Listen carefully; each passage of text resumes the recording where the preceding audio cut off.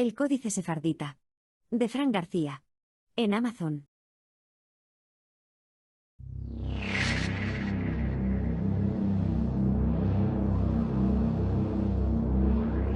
Hoy tenemos sobre la mesa un texto de opinión de esos que no dejan indiferente a nadie. Plantea una tesis central potentísima, que existe un plan de sustitución de la población europea orquestado por una élite del poder global. El autor es Fran García y lo que vamos a hacer es analizar un poco la arquitectura de su argumento. No se trata solo de listar sus ideas, sino de entender cómo las conecta, qué lógica interna sigue y por qué su narrativa puede ser tan persuasiva.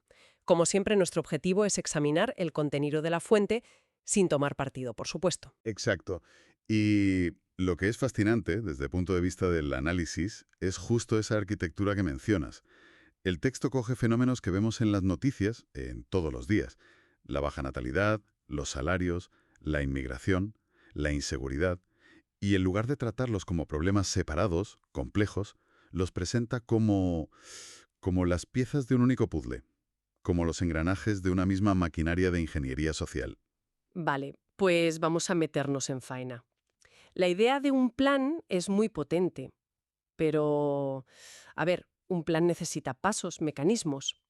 ¿Cómo articula el autor esta supuesta estrategia de vaciado del país, por llamarlo de alguna manera? Pues lo articula en varios frentes a la vez, lo que precisamente refuerza esa apariencia de ataque coordinado. Por un lado está el frente demográfico y social. El texto habla de penalizar la natalidad y de no dar ayudas económicas por tener hijos. Y al mismo tiempo menciona el fomento activo de prácticas como el aborto y la eutanasia, a las que se refiere, ojo, como herramientas para eliminar población natural. O sea que no es solo una cosa, lo presenta como una estrategia de desgaste total. Ataca el futuro con la natalidad, el presente con la vida. Y me imagino que también la cartera, ¿no? Ahí está el segundo frente, el económico. La táctica que describe es bajar los salarios al mínimo existencial o por debajo del umbral. La lógica que presenta es bastante clara, la verdad. Si la gente no tiene estabilidad económica, si apenas puede llegar a fin de mes, pues la idea de formar una familia y tener hijos se convierte en una quimera. Es una forma de desincentivar la natalidad a través de la asfixia económica, digamos. Entendido. Visto así, desde la perspectiva del autor, todo encaja. Te hago la vida económicamente imposible y, a la vez, te ofrezco salidas fáciles, como el aborto, para que no tengas descendencia. Es una pinza con dos brazos.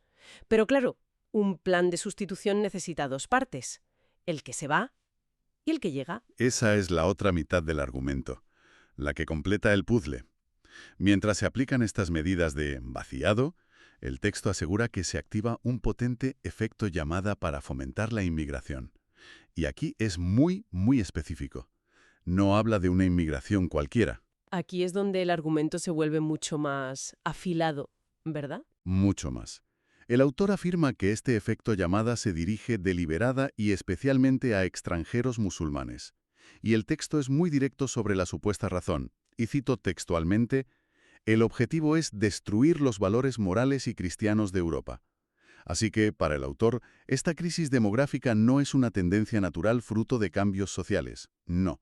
Es un proceso provocado artificialmente, dirigido y ejecutado desde los poderes. Vale, el diagnóstico que presenta es tremendo. Un ataque interno para debilitar a la población local y a la vez una sustitución planificada desde fuera. Frente a algo así, las soluciones que propone imagino que son igual de contundentes. Claro, y aquí la estructura es casi de espejo. Es una jugada retórica muy efectiva. A cada problema que ha identificado le aplica una solución que es su reverso exacto.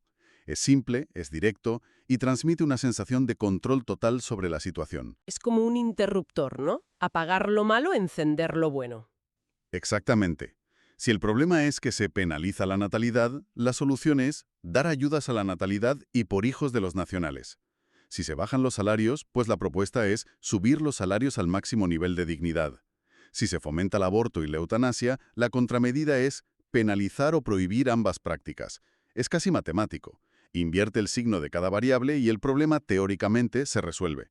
Pero donde la cosa se complica, me parece, es en la inmigración, porque ahí no es un solo interruptor, son dos distintos, uno de encendido y otro de apagado. Ahí has dado en el clavo. La propuesta migratoria es el corazón de su solución y es radicalmente dual.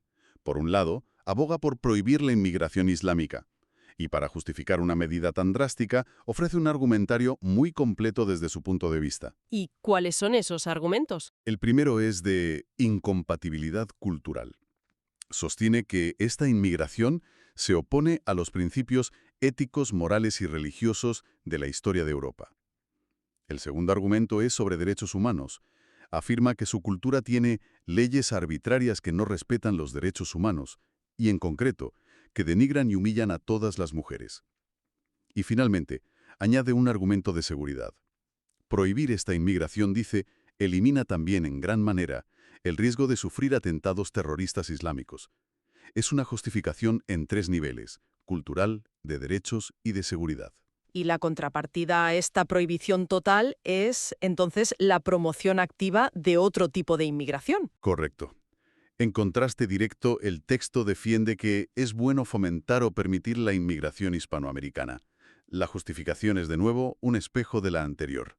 Si la otra era incompatible, esta no lo es, porque según el autor, no pone en peligro nuestra sociedad de valores morales y cristianos. Es fascinante cómo traza esa línea divisoria. No es una cuestión de fronteras o de economía, no. Es puramente de afinidad cultural y religiosa, según su visión. Un grupo es presentado como una amenaza existencial que hay que bloquear y otro como compatible. La lógica es muy clara. Clarísima. Y esa claridad es parte de su fuerza. Ofrece un mundo en blanco y negro, con amigos y enemigos bien definidos. Vale, tenemos el gran plan y la gran solución. Pero para que esta narrativa cale, para que alguien se la crea, hacen falta, pues, pruebas del día a día, ¿no? Me refiero a que el autor tiene que conectar esa teoría tan abstracta de las élites globales con los problemas que la gente ve cuando sale a la calle. Precisamente. Y aquí es donde el texto despliega lo que podríamos llamar un pliego de cargos contra el sistema. Es una lista larga y detallada de agravios que busca resonar con el descontento y las frustraciones cotidianas. Toca todos los palos. A ver, empecemos por lo económico y social. ¿Qué ejemplos pone? Pues denuncia, por ejemplo, que no se han construido viviendas para los jóvenes españoles, un problema muy real, o que se impulsan políticas que, en la práctica, obligan a que los jóvenes se vayan del país, la famosa fuga de cerebros. También aborda directamente el debate laboral. Ah, el clásico, los españoles no quieren trabajar. Exacto. Se enfrenta a lo que llama la idea falsa de que los españoles ya no quieren trabajar, y le da la vuelta al argumento. Dice que la gente sí quiere trabajar, pero por un sueldo digno, no a cambio de limosnas miserables. Es un giro narrativo interesante. Convierte lo que se presenta como pereza en una exigencia de dignidad. Uf, eso conecta con mucha gente. Y sigue en la línea económica, ¿verdad? Sí, acusa al poder de haber castigado mucho a sectores productivos clave como la agricultura, la ganadería y la industria. El objetivo, según el texto, no es una mala gestión, sino algo deliberado: arruinar a la población española. Y añade un punto que siempre es polémico: la supuesta discriminación positiva. Afirma que se prioriza la cobertura de ayuda económica y social para los inmigrantes extranjeros, antes que a los ciudadanos españoles. Lo presenta como una prueba más de esa intención de sustitución. Se debilita al de dentro mientras se fortalece al de fuera. Y esta lista de quejas se queda solo en lo económico. Que va, se extiende a la sanidad y sobre todo a la seguridad.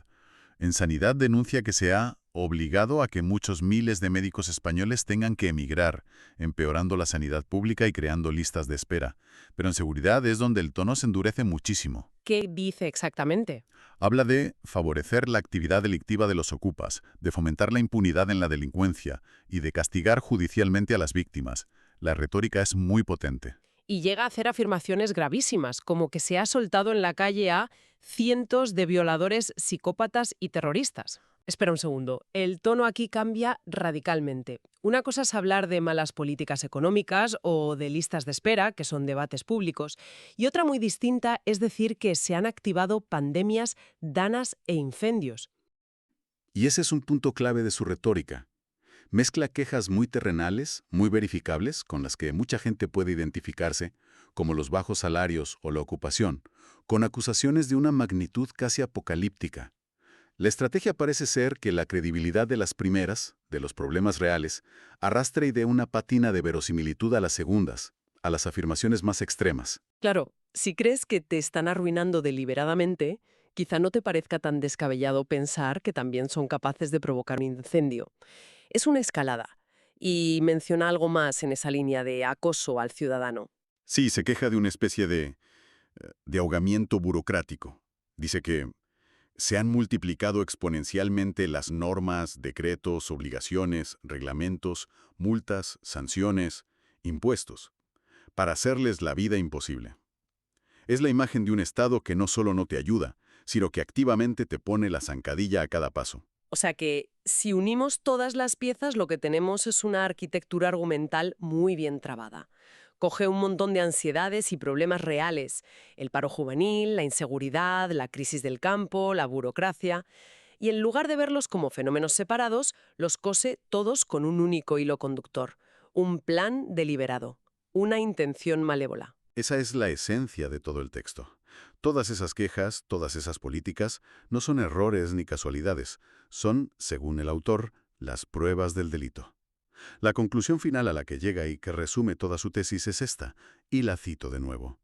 Todas las políticas que se han desplegado apuntan hacia el objetivo de reducir la población española y sustituirla por población extranjera, preferentemente africana musulmana. Para el autor, esto no es una teoría conspirativa, es la única interpretación lógica de los hechos que él mismo ha presentado.